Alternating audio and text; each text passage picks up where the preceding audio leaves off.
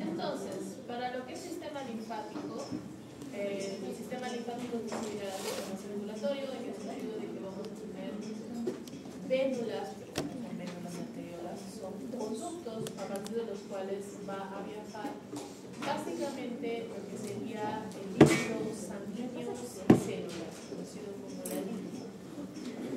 ¿Por qué es importante separar la linfa? Porque es el componente acuoso de la sangre y es importante ya que puede llevar, traer sales, toxinas, vitaminas, y otras cosas, y especialmente aquellos patógenos extracelulares que van a estar en el torrente. Entonces, sacarlos de sangre y poderlos llevar a través del sistema linfático a los órganos linfáticos, o también conocidos como órganos inmunológicos secundarios. Pongámoslo de esta manera. Tenemos una persecución de un par de ladrones de un banco. ¿Okay? Si ustedes fueran policías, ¿dónde harían la persecución vehicular? ¿En el centro de Arequipa o en la avenida de la Marina? A ver, opciones tácticas, chicas, chicos. ¿Quiénes tienen acá mente estratégica? ¿Qué opina? Fuerte. Les cuento. Normalmente un policía lo que hará es llevarlo a la avenida de la Marina. ¿Por qué? Es más fácil hacerlo chocar. En la Marina hay menos personas, se va al río y detuvimos la persecución. Es lo que hacen en Estados Unidos, ¿sí o no? Entonces, en este caso, ¿quién eres? ¿Qué estás en contraluz? No te veo. ¿Qué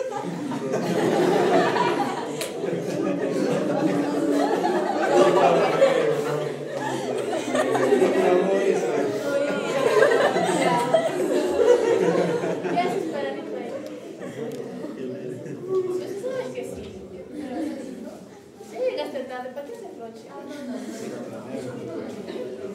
Se va a acabar tu vasito, tienes que marcar tu asistencia. Entonces llega, de verdad. Ay, estamos con luz prendida. ¿Quieren que apague la luz?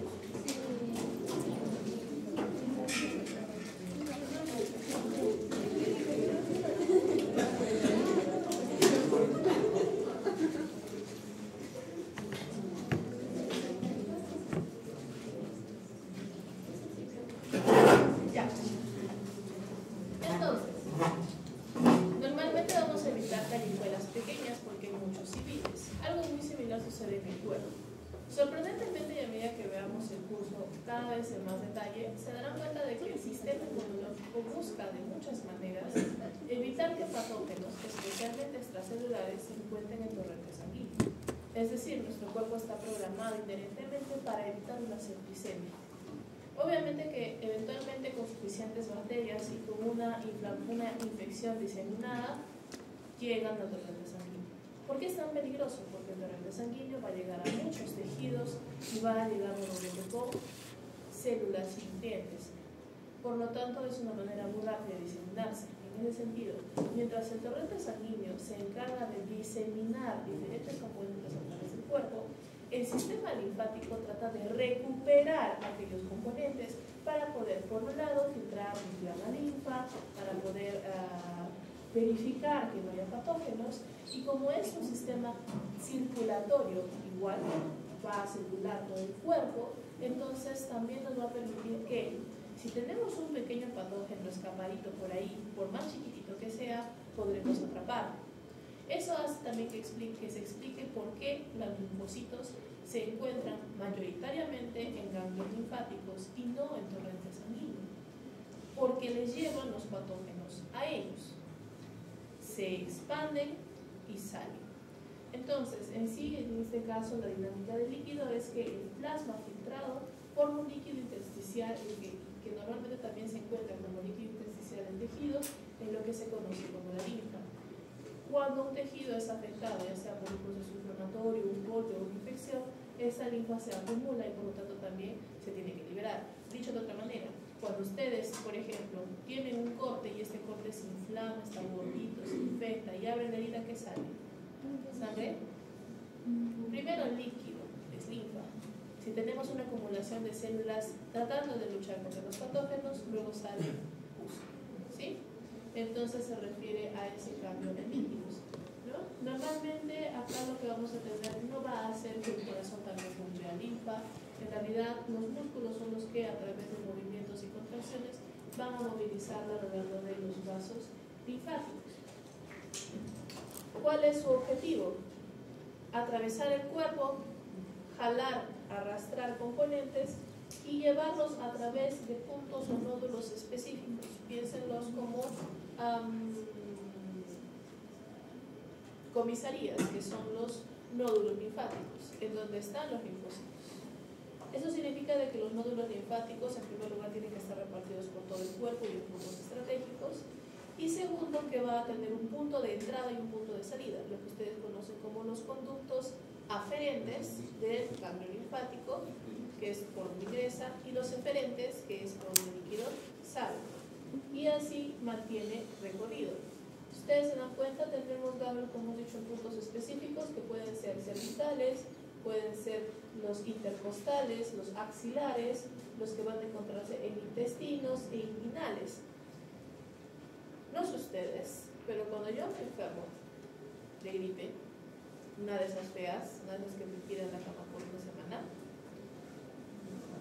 los ganglios que están en las axilas se inflaman, se ponen duritos y duelen. ¿Sí? ¿Por qué cuando una persona dice de que está enferma de la garganta, lo primero que hace la persona o el doctor que lo analiza es esto? Estamos encontrando acá.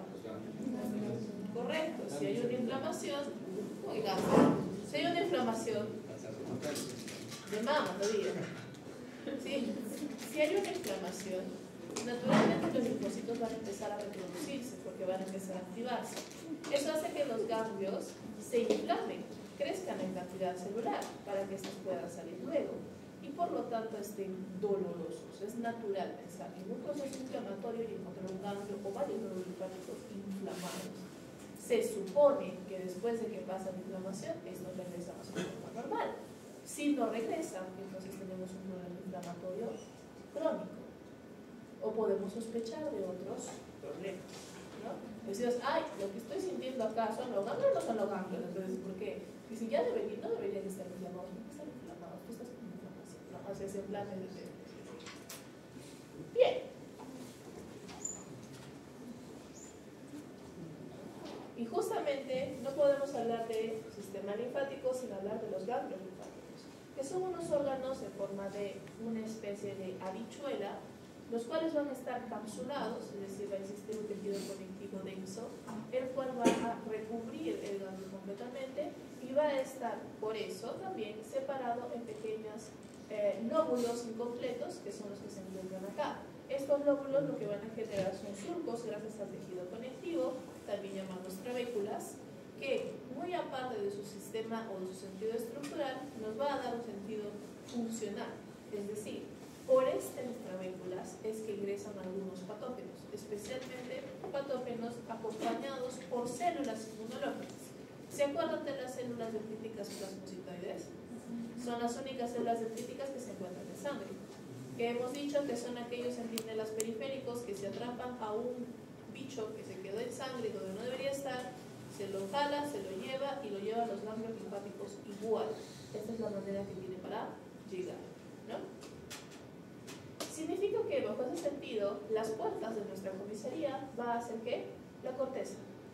Es por eso que en la corteza nosotros vamos a encontrar nuestros nódulos linfáticos, que ustedes los están viendo acá de esta manera separada por colores, porque recuerden que cada nódulo va a tener un centro germinal y una corona. Se le llama centro germinal justamente porque cuando los linfocitos se activan, proliferan. Normalmente acá vamos a encontrar en estos centros germinales ¿a quiénes? A los linfocitos B, ¿no? Conclusión y pregunta de la evaluación continua. Los linfocitos B, técnicamente hablando, ¿dónde maduran? En la médula ósea. ¿Dónde se activa? Vaso o ganglios linfáticos. ¿Sí? Secundario. ¿Y los linfocitos T? ¿Dónde maduran? En el timo. ¿Dónde se activan? Igual, en el vaso y en los ganglios linfáticos. De hecho, los linfocitos T están aquí, en el seno medular, en la zona externa a los nódulos linfáticos.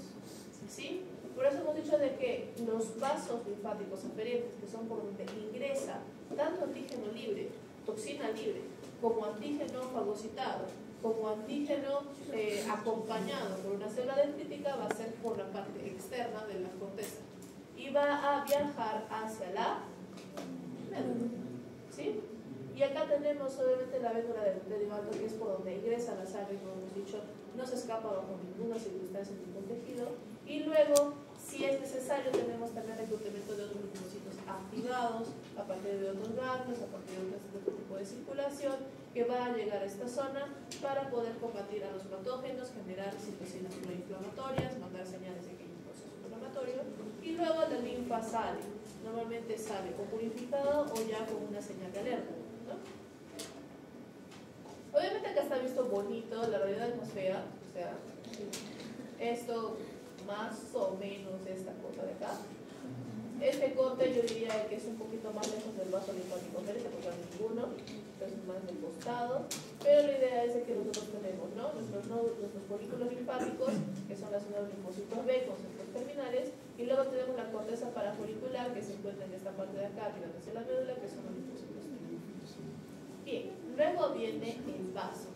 Pregunta para la sala: ¿se puede sobrevivir sin vaso? Sí. Muy bien. ¿Se puede sobrevivir con un vaso roto? No. ¿Por qué? Exacto, es altamente vascularizado. Si está roto, sáquenlo. ¿Ok? Muy bien. El vaso es un órgano que se encarga, entre muchas cosas, de eliminar a los eritrocitos viejos, fallidos, muertos y demás. Los eritrocitos tienen que ver con 120 horas de vida. 120 días de vida. Relativamente cumplen su función y obviamente que el cuerpo no simplemente va a decir ya, eritrocito retirado y eritrocito muerto. El cuerpo tiende a reciclar la hemoglobina. Por lo tanto, los eritrocitos ingresan dentro del vaso para deshacerlo, recuperar la hemoglobina y recuperar el ciclo hematopoyético, ¿no? Aparte de eso, vamos a tener también que va a ser otro centro importante inmunológico donde vamos a tener reconocimiento de patógenos. Entonces, el vaso va a tener también folículos linfáticos. Lo que se conoce como la separación de la pulpa roja y la pulpa blanca. La pulpa blanca es donde naturalmente van a existir glóbulos blancos. Si es un folículo, otra vez, es un folículo, espérate, está rojo.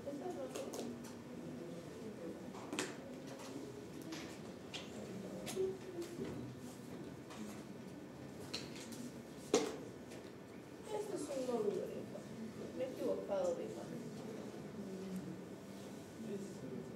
Champe, me quedé sin imagen de vaso.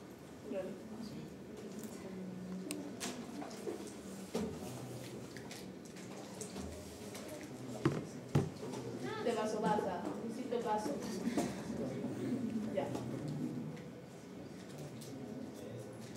Ok. Bueno, como les decía, siempre ponemos inmunología como si fuese un show de policías y ladrones. Como hemos dicho, tenemos en este caso, igual sigue siendo un órgano encapsulado con tejido conectivo externo para la formación de trabeculas incompletas, que son las que van a servir tanto como una bifurcación estructural como un espacio para introducir cosas. Y en este caso la pulpa blanca, que en realidad son básicamente folículos linfáticos, va a ser los centros germinativos de linfocitos B. Y en la pulpa roja vamos a tener mayoritariamente lo que son eritrocitos, pero también vamos a tener unos cuantos linfocitos T y otras células como células linfáticas y macrófagos. porque a través de acá, en donde entra circulación, es donde también nos enteramos directamente de la circulación si hay algún tipo de patógeno. Entonces, por un lado por el lado del vaso se cubre la circulación, especialmente en aquellos que lograron escapar del sistema linfático. Ahora, algo interesante de aquí es que al inicio, cuando hemos estado viendo células inmunológicas, les había hablado de una cosa que se llama los linfocitos B de la zona marginal. ¿La zona marginal de quién? La zona marginal de la pulpa blanca del vaso. ¿Qué significa? De que al borde, en la frontera entre la pulpa blanca y la pulpa roja, se va a encontrar una de linfocitos B llamados linfocitos B de la zona marginal, que son linfocitos que, por ahora, la idea central, la idea básica, es que van a actuar y producir IgM hasta que los linfocitos B foliculares estén correctamente activados y maduros y puedan producir IgM e IgG. Por lo tanto, son un poco menos específicos que los foliculares, también hay en menos cantidad, no tienen tanta capacidad de proliferación, pero la idea es de que estén ahí como para suplir el trabajo hasta que los demás puedan cumplir, ¿no? Y a eso se refiere a la zona marginal.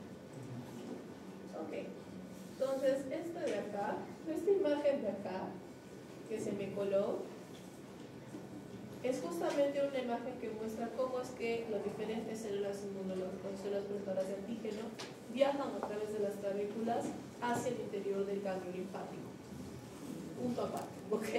Entonces, lo que podemos tener aquí es, por un lado, una célula dendrítica, especialmente la plasmocitoide, que ingresa al torrente linfático desde el vaso linfático aferente. Podemos tener lo que van a ser quimiosinas específicas que van a ingresar por torrente sanguíneo, es decir, mandar señales de que tenemos ya un proceso inflamatorio. Podemos tener linfocitos T, que hemos dicho están en la médula y que también vienen a ser activados.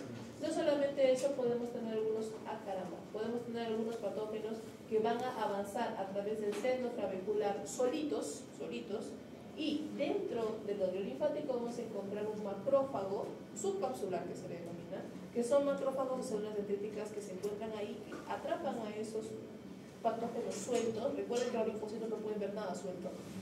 Atrapan a los patógenos sueltos y los llevan a los linfocitos T, ¿no? Y ya, los linfocitos B sí pueden, pero los linfocitos T no, entonces los atrapan y los presentan. Ahora sí. Lo único que nos queda dentro de lo que son sistemas inmunológicos va a ser el órgano más grande del sistema inmunológico, que es la piel. Entonces, la piel técnicamente es la barrera inicial, es la fortaleza del castillo.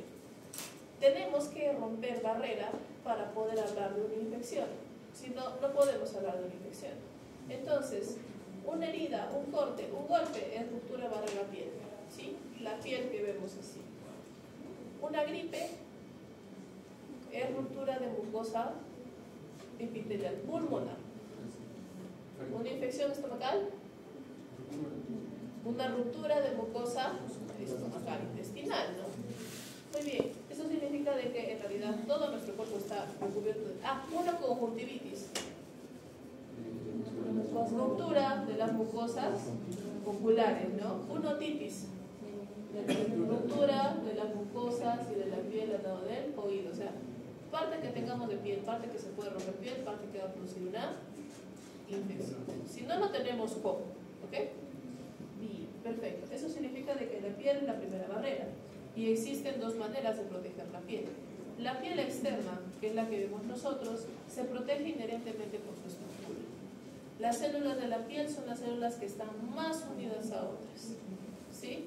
Debido a que van a tener, entre muchas cosas, el esqueleto, cromosomas y demás, que van a hacer que el espacio entre célula y célula sea inexistente. Nada atraviesa la piel. Lo siento, chicas, cuando se echan su crema, yo igual me como. Cuando se echan su crema con ácido hialurónico, con colágeno, con baba y caracol y las mil cosas, eso no lo va a atravesar su piel. Así de sencillo. Son moléculas demasiado grandes. No va a atravesarse nada. ¿Pero qué hacen? Si mantienen mucho tiempo en la humedad, para que su piel pueda estar húmeda y mantener su superficie, ¿sí? Es por eso que el de la microdermabrasión se ha puesto bastante de moda. Porque ¿y qué hace una microdermabrasión, Lana?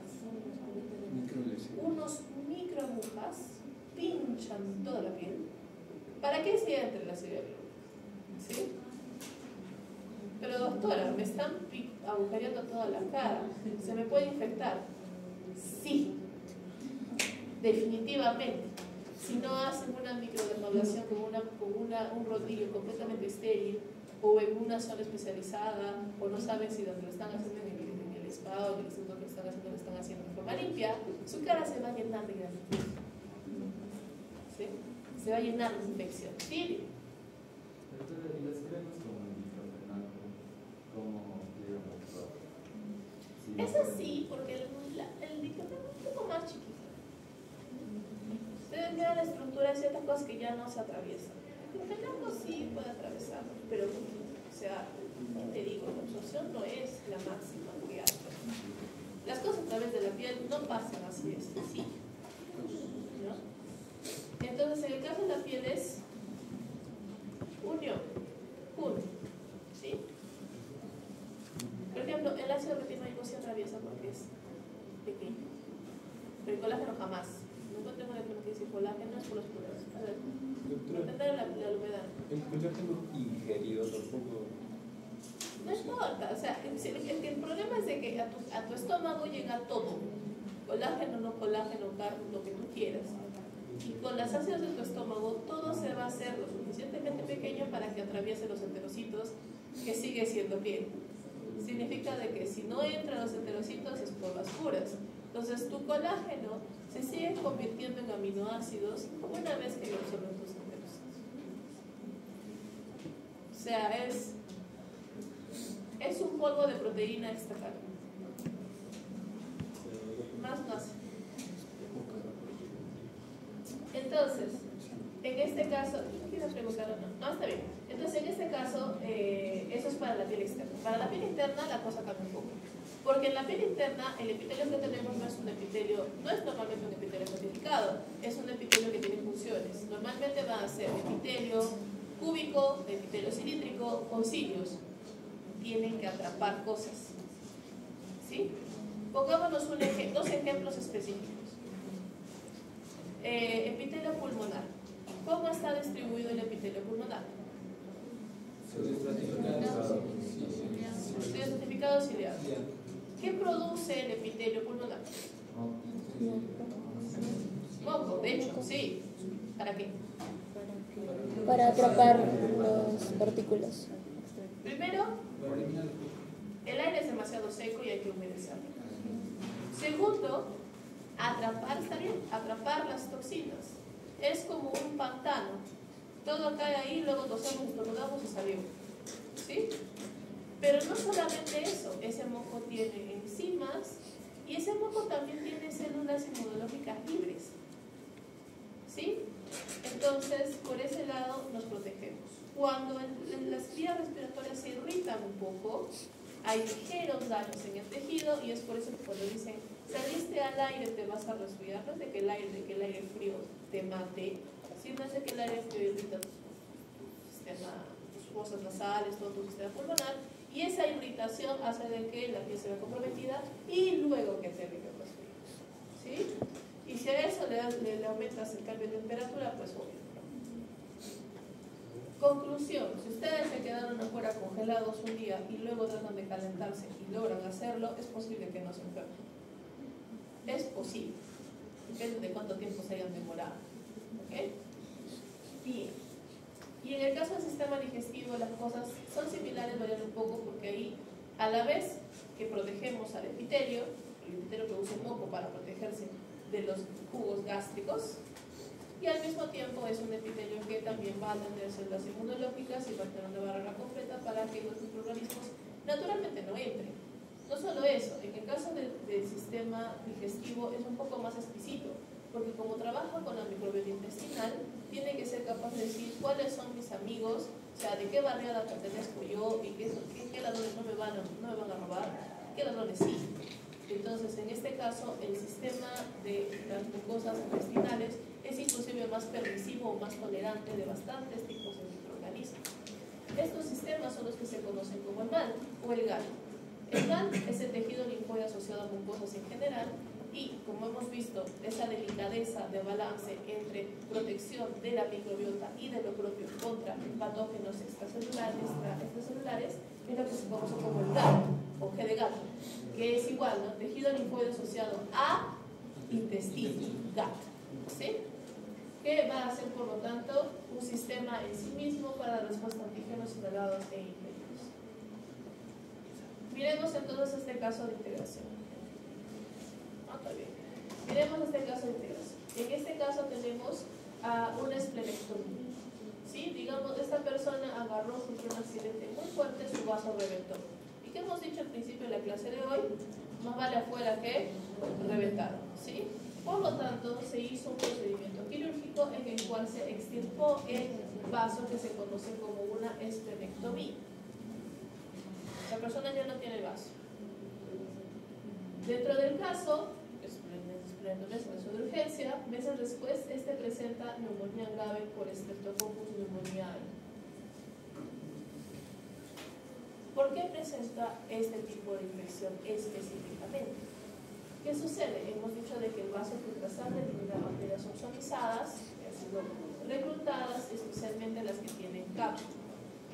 Y la pulpa blanca va a tener linfocitos B marginales, y a la periferia linfocitos T para activar respuestas adaptativas. El problema es de que si no tenemos vaso, contamos con todo lo demás, es decir, con cambios linfáticos, con el MAN, con el GAT, pero no contamos con el vaso. Significa de que vamos a tener una desventaja ante ciertos microorganismos, especialmente encapsulados. ¿Cómo cultivamos un Streptococcus pneumoniae en laboratorio? ¿Qué agar tengo que usar? Sangre. Ah, ¿por qué? Para ver su capacidad. ¿Por qué el agar sangre? ¿Qué tiene el agar sangre que no puede tener el agar nutritivo? Sangre.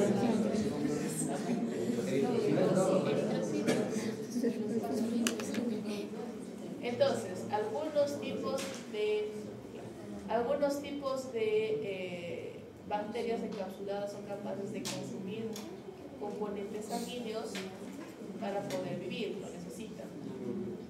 ¿Qué tipos? Ahí entra un Streptococcus.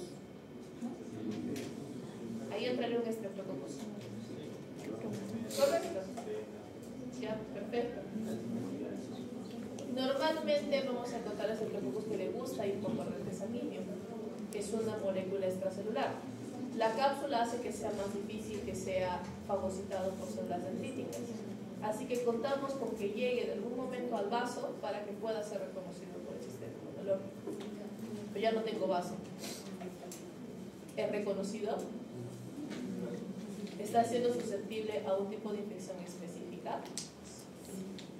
Entonces, conclusión, acá lo único que nos quedamos, por ejemplo, es sin vaso, hay una menor producción de anticuerpos y un riesgo de sepsis por bacterias encapsuladas, porque normalmente son ozonizadas, para poder ser consumidas. Entonces, estos tejidos linfoides secundarios que van a ayudar, van a ser los ganglios linfáticos y las defensas mucosas, siempre y cuando la bacteria no se disemine más allá. ¿Ok? Es por eso de que, bajo este criterio, la pérdida del vaso siempre está asociada a una pérdida de defensa contra bacterias encapsuladas. Y normalmente, cuando se hace una esplenectomía, se vigila al paciente para que no desarrolle exactamente este tipo de infecciones, porque va a ser más susceptible. ¿Sí? Muy bien. ¿Hasta acá alguna pregunta? ¿No? Voy a seguir avanzando porque estamos atrasados. Al fin, vamos a entrar a los pormenores de la inmunidad innata. ¿Ok?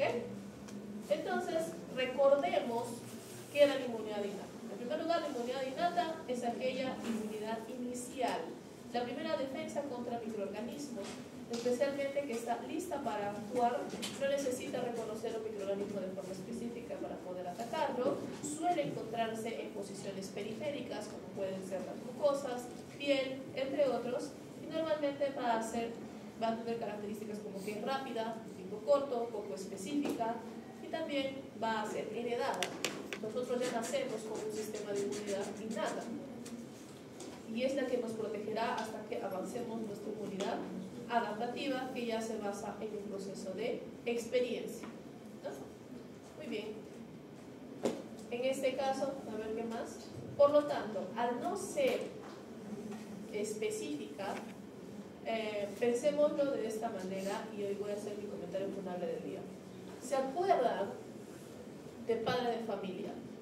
Esa famosa escena meme en la que usa una carta con diferentes colores de piel y a partir de un color se puede entrar, a partir de otro color no se puede entrar. No sé qué es un comentario funable del día.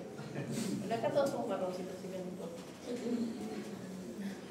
Ahí, ¿qué estoy juzgando? Estoy juzgando a la persona, estoy juzgando el color de piel. Olvidemos por un momento si es bueno o no. Estoy juzgando el color de piel, porque la persona tiene colores de piel. ¿Sí? ¿Me puedo equivocar? Sí. Pero en términos de la chutaría, pues no. Por algo existen estereotipos. ¿Verdad? Perfecto. Inmunidad innata era algo similar. Tomará todas las bacterias. Y dirá, ¿qué tienen todas las bacterias? Pero si yo no hago nada, no importa. ¿Qué tienen todas las bacterias? Pared celular. Ya. Como que antígeno. Pared celular. Entonces, vamos a agarrar un componente de la pared celular. Pero va a atacar a todas las bacterias, no importa. Si tiene pared celular bacteria. Yo no veo para qué me quiero enterar. ¿De qué más me quiero enterar? Suficiente. ¿Sí? Eso es lo que se conoce como los patrones microbianos comunes o PAMs. Y por lo tanto, el sistema de inmunidad innata va a tener receptores en sus células que van a reconocer solamente a estos PAMs. ¿Sí?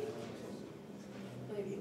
Normalmente, entonces, estos receptores para PAMs van a estar ubicados en células centinelas, que hemos dicho son células localizadas tejidos, células circulación periférica, macrófagos, mastocitos, células dendríticas localizadas en tejidos y circulación, neutrófilos, monocitos, natural killer. Y son estos componentes celulares los que están dando vueltas y los que van a actuar primero cuando encuentren a un patógeno externo. Ahora, otro detalle interesante, que estamos hablando de las generalidades, es que no solamente vamos a tener a los PAMs. Cuando las bacterias entran dentro de un organismo, no entran a hacer fiesta tranquila, entran a hacer destrozo, ¿verdad? Porque van a consumir, ¿qué? Al final del día, si no consumen nutrientes, consumen células, porque las células son comida. Por lo tanto, si consumen una célula, quedan restos de célula. Esos restos es lo que se conoce como DAMPs, o señales de daño de tejido. O reconocemos a los PAMs, que son el propio microbio, o reconocemos a los DAMPs, es decir, el rastro de sangre que van dejando detrás. ¿Ok? Bien. Normalmente el proceso de inmunidad innata está basado en reconocimiento de patógenos, reclutación de células e inducción de la inflamación. Estos pasos son los que permiten pasar a la inmunidad adaptativa, es decir, a poder activar a los otros grupos celulares. ¿Qué tiene? Un buen rato voy a quedar este. ¿Cuál es la importancia de la inmunidad innata? Tiene que haber una primera reacción rápida ante un microorganismo y tenemos que tener alguna manera de poder hacer engaging de la inmunidad adaptativa, es decir, poder avisar a la inmunidad adaptativa que hay un problema. Como nos damos cuenta, nuestra inmunidad adaptativa tiene pequeñas desventajas, no puede trabajar por sí solo, tiene que esperar que alguien le avise que está pasando algo, para eso está la inmunidad innata. Y al mismo tiempo, la inmunidad innata no significa de que deja de hacer sus cosas cuando la inmunidad adaptativa empieza a trabajar. Sigue induciendo la inflamación hasta que la inmunidad adaptativa realmente tome camino, es decir, la cantidad de células de la inmunidad innata empiecen a disminuir. Por lo tanto, es literalmente el primer batallón de defensa, el que no puede separarse. Entonces, dentro de los diferentes tipos de inmunodeficiencias que existen, tanto primarias y secundarias, las asociadas a la inmunidad innata son las más complicadas, son las que suelen aparecer más rápido y vuelven susceptibles a los pacientes casi a todo tipo de infecciones, porque son justamente las que reaccionan antes que la inmunidad innata, ¿no? O normalmente se exacerban las infecciones que deberían ser asímptomas. ¿Por qué se exacerbarían? Porque si no existe una inmunidad innata que ataque primero el patógeno tiene toda una ventana de infección más grande para cuando el adaptativo lo empieza a reconocer. Porque eventualmente lo va a reconocer, pero lo reconocerá más lento. Eso le hace ganar tiempo al patógeno para poder invadir más tejido. Y por lo tanto, una infección relativamente pequeña se convierte en una infección más grave.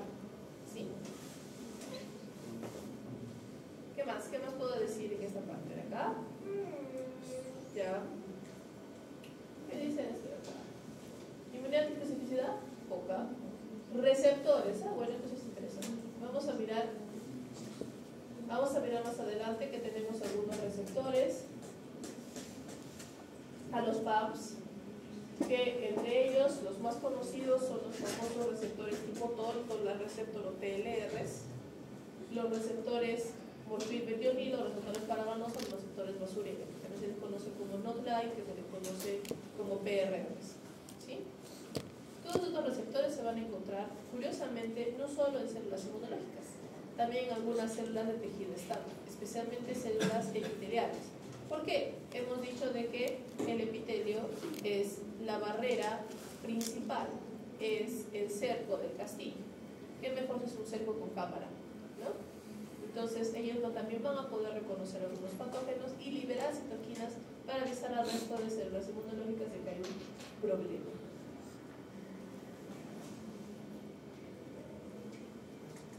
Muy bien, ¿qué más podemos decir por acá?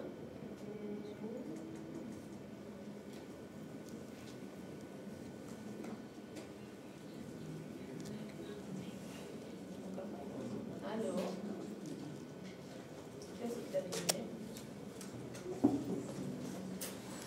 ¿Llamar?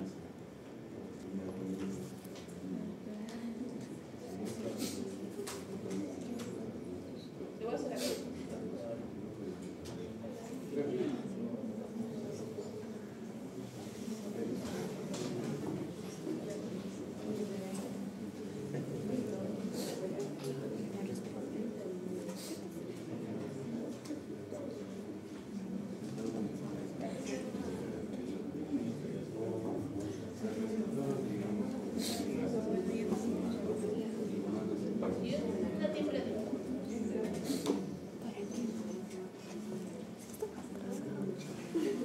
Estamos reconociendo al menos alrededor de solamente unos 1000 productos microbianos. Como hemos dicho, lo más característico de todos los patógenos, a diferencia del sistema adaptativo que puede llegar a reconocer millones de antígenos diferentes, ¿no? Y también, a ver, algunos ejemplos de esto pueden ser ADN, ARN, especialmente para virus, puede ser LPS, que es lipopolisacáridos, pueden ser peptidoglicanos o ácido lipoteicoico para las gram positivas, oligosacáridos ricos en manosa, entre otros. ¿Sí? Cosas que tienen todas. Y en el caso de algunos de los daños, puede ser, por ejemplo, liberación de especies reactivas de oxígeno, puede ser pedazos celulares, puede ser proteínas de shock térmico, que le llaman las heat shock protein, entre otros. Vamos a pasar.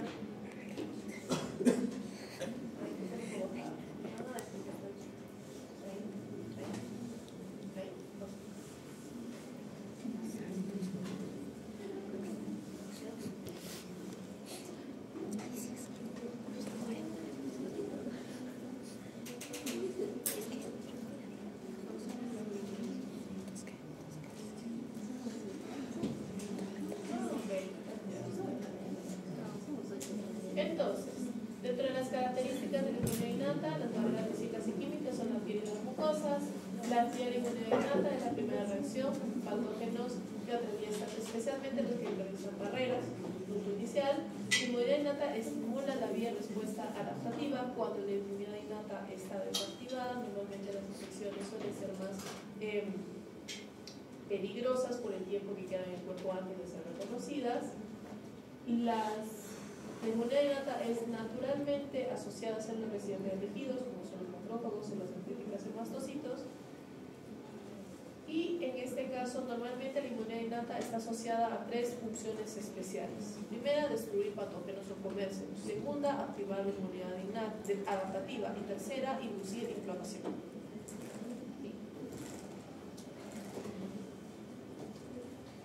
También se puede tener, por lo tanto, inflamaciones por daño estéril. El daño estéril es el que se conoce como un golpe, alguna quemadura o trauma, que técnicamente produce daño a tejidos, por lo tanto produce DAMPs. Y si produce DAMPs, igual se reconoce en equivalencia innata. Justamente hablando de estos DAMPs y PAMPs, tenemos acá, ¿no? Algunos PAMPs conocidos como dicho son ácidos nucleicos, que pueden ser ARN monocatenario o bicatenario para virus, pueden ser lo que van a ser las zonas ricas en guanina o los islas en guanina no metiladas, especialmente para virus y bacterias. Regresemos a la biología molecular 5 segundos. ¿Qué es un CpG no metilado? Ya barramos citado hasta ahora. No, de hecho, pues ADN. El capuchón. No metilado, ¿qué es el capuchón? El capuchón. A ver, no es el capuchón. A ver, pregúntenle a Chan, a ver qué es un CpG. ¿Qué es un CpG no metilado?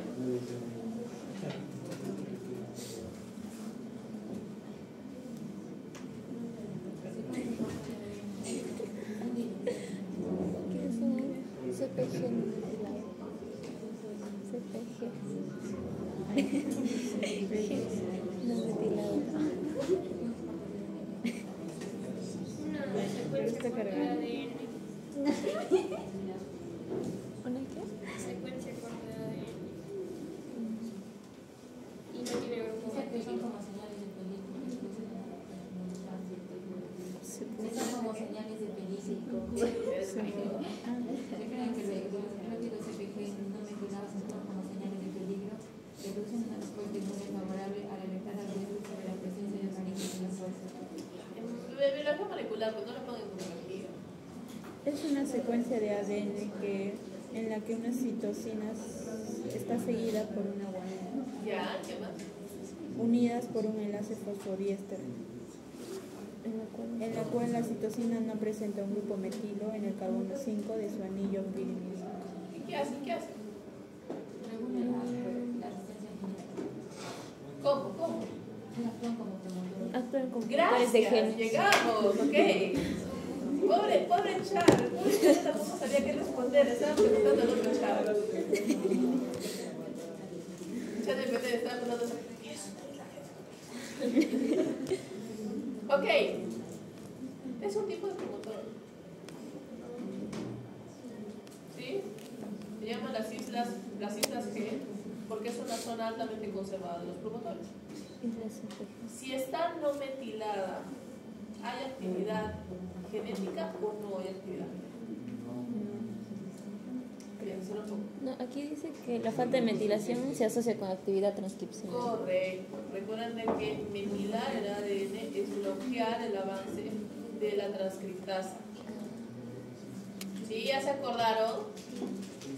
Claro. De ARN polimerasa, ¿ya? Por lo tanto, la señal de CpG no metilado en virus implicaría bacteria y virus vivo que está teniendo actividad genética o expresión génica en una determinada zona. Correcto. ¿Ya? Proteínas, pilinas, flagelina, para lo que son los hilos y el flagelo y los cilios, etc. Lípidos como el EPS solipotenoico, glúcidos como mananoglucanos, como los peptidoglucanos que se encuentran en la pared. Patrones moleculares asociados a ahora lesión, hemos dicho proteínas producidas por estrés como las Heat Shock Protein o HSP, que también se les llama proteínas de shock térmico. Son proteínas producidas cuando la célula está muriendo, que normalmente se van a unir al ADN para tratar de protegerlo en un esfuerzo de que la célula pueda sobrevivir lo que sea que está viviendo. Cristales como el urato monosódico, péptidos proteoglucanos, péptidos ATP. Recuerden que el ATP es lo que hay en gran cantidad en la célula y si la célula se murió, el ATP sale, ¿no? Cuando una persona se muere, ¿qué es lo primero que cae? Su billetera. Segundo comentario funable del día. Muy bien, vamos a seguir. Entre estos DAMs también se les denomina las alarminas, justamente estas heat shock proteínas. Y ahora sí, dentro de lo que son receptores, lo que son receptores, vamos a tener a los receptores que hemos dicho que son los PAM, y esta imagen es muy pequeña, entonces como me he olvidado mi USB, no tengo el libro a la mano, pero tenemos 4 tipos de receptores más conocidos, que son los que vamos a ver un poquito más en detalle, que son los TLR, que son los total receptor, los NLR, que son los not receptor, los receptores tipo RIG, que son los RGL, y los receptores lectina, que son los CLR. ¿Sí? ¿Sí? Esos son los más conocidos. Y lo que tenemos que ver.